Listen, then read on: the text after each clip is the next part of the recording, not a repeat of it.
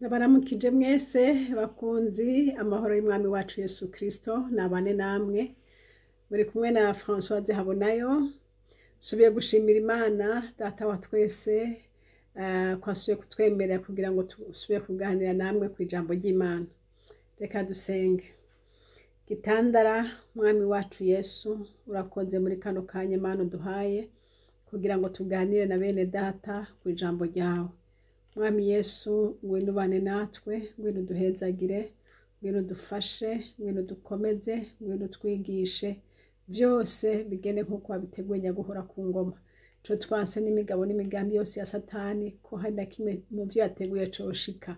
Mu izina rya Yesu imigabo yose yiwe turayankiye. Umwanya tuvugishwe nawe kandi abankurikira bose bumve kugirirwa neza nawe.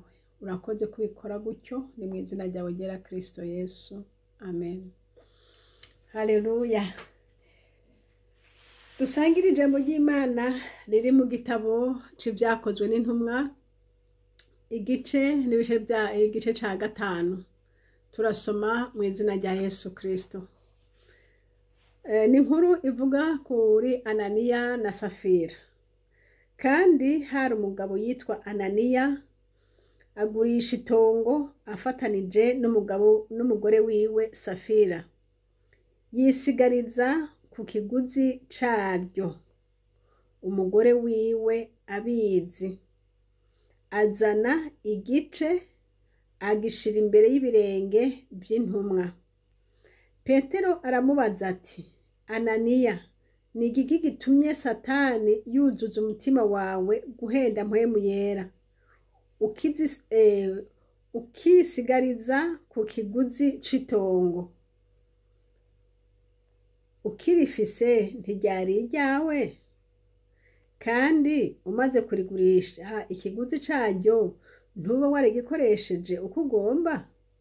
Ni igiki catumye wigira inama mu mutima wawe gukora utyo? Si abantu uhenze, Imana niyo uhenze. N'iri jambo bene data tugomba gusangira muri kano kanya, ijambo rivuga ngo si abantu uhenze ariko ni Imana uhenze. Iyi nkuru turayizi, ni Ananiya n'umugore we Safira bari bafise itongo, bari bafise ubutunzi nkuko nawe nkuko nanje tubifise. Hanyuma hagera aho barigurisha, bagurishije rero ngo baca bisigariza ku kiguzi barigurishije. Mu bundi buryo busanzwe iyo baramutse bashatse kubijana imbere y'intumwa babwirizwa gutanga byose uko babiguze, hanyuma bakagabura bose nk'uko umugenzi wabo wari uri bo gusangira. Rero nabo baca bagurisha igitigiri kanaka, hanyuma rero ngo baca baranyegeza igice, bazana ikindi gice. Iyo umuntu avuze ngo igice la moitié, ni ukuvuga nimba byari 10,000 batanze 5, baca bisigariza ibindi 5. Rero uwo mugambi bagize Ananiya niwe yawugize, ariko Bibiliya iremeza yuko na Safira umugore wiwe ngo yari abizi. Hanyuma baca bagenda gutanga rero ayo bemeye ko ariyo bafise, ariyo bagurishije. Imana ishimwe kuko hirya y'aya maso tubonesha y'umubiri hariho ayandi maso ashobora kubona ivyiri inyuma, ibiri mu mutima w'umuntu atawundi yo bisobanura atari nyene kubikora. Ijambo ryarabajije ngo Petero yaciye abaza ngo Ananiya, ngo ni iki gitumye Satani yuzuza umutima wawe guhenda mpwemu yera? Bene data, dushunganwe n'uyu mwansi Satani. Uyu mwansi Satani ni umwansi mubi, arakongorera akakubwira ngo genza gutya, ukamenga ni inama nziza, ukamenga ariko arakubwira ibintu byiza wokora, ukamenga ni inama y'ubwenge. Ariko tugabe Satani uko niko akora. ushobora kuba uriko uradandaza Satani tuvuga hakaza nk'umukiriya wa mukiriya ukamubona ukamuzi ko atunze ukavuga ujya arayafise reka ndamubwira aca yamba ubwo nyine Satani akakongorera wa muntu akaza akacamo iki kigugwa nk'ikintu cagugwa amahera make ukaca umudugiriza ko kubera yuko ubonye yuko ayafise kandi arayaguha kuko amenya ati niko kigugwa. Ariko nshuti, kontrole y'abana b'Imana si ya yindi mvuga ngo nuko bakubonye ngo bagufashe ngo kubera wibye ngo bagufashe. Oya, hari aho bataba bagufashe ukagenda ugataha ikintu ukagitahana. Imana ishimwe, dufise Imana idukontorora naho abantu batakubonye. Mpwemu yera aba yakubonye. Ananiya na Safira nta wundi muntu yari yababonye uretse mpwemu yera. Mpwemu yera niyo yaboye ati ko kuremeje ko iki kintu iri tongo wari udandaja ariko ngo Ananiya yarazi ko yatanze igice ngo kandi umugore we yarabizi. Bene data bakunzi b'Umwami Yesu, twirinde cyane iri jwi riza rikongorera, iri jwi rigukoresha ikintu abantu batamenya ko ari kibi. Iyo ukoze ikibi abantu ntibabimenye ugenda wumva umenga wakoze iciza, ugenda wumva umenga nta jwi rikwagiriza, ugenda wumva umenga byose ni ku mugaragaro n'amahoro. Nk'uwo muntu aba yagurishije uravuga uti urumva yampaye amahera nta bindi, ariko ka gatima kakubarira mu mutima ngo ngo yanga ujya ngo arayafise ngo uvuga ngo aca yaguha, ugasanga wabikoze kandi yayaguhaye nawe yagiye ikintu yagitwaye. Ariko wewe mwene data, muri iki gihe turindiriye ko Umwami wacu Yesu Kristo aza, nta canduye kizogera mu ijuru. Oya, twiyubare kuri gato, twiyubare no kuri kanini, tugende twumva mpemu yera uko atubwira, tugende twumva yuko ijuru ridushingira intahe by'ukuri. Uyu mugani, iyi nkuru ya Ananiya na Safira yanyigishije.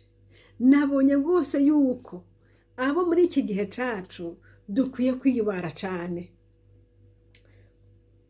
Yaramubarira ati ukirifise iryo tongo ukirifise ntiryari iryawe, kandi umaze kubigurisha ikiguzi caryo ntuba wagikoresheje uko ugomba. Yari afise uburenganzira bwo gukoresha uko ashaka, ariko aramutse avuze ati ndabizanye imbere ya bene data, ndabizanye, ni ukuvuga ngo cukora ko nyene bibwiza gukorwa. Hanyuma acavuga ati ni igiki catumye wigira inama mu mutima wawe ugakora utyo.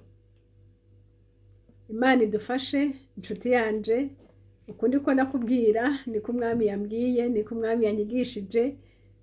Wumvire iryo jwi rikubarira ngo gira gutya. Mbega iryo jwi rivuye ku Mana canke rivuye kwa Satani? Nusanga rivuye kwa Satani, mwene data wihane.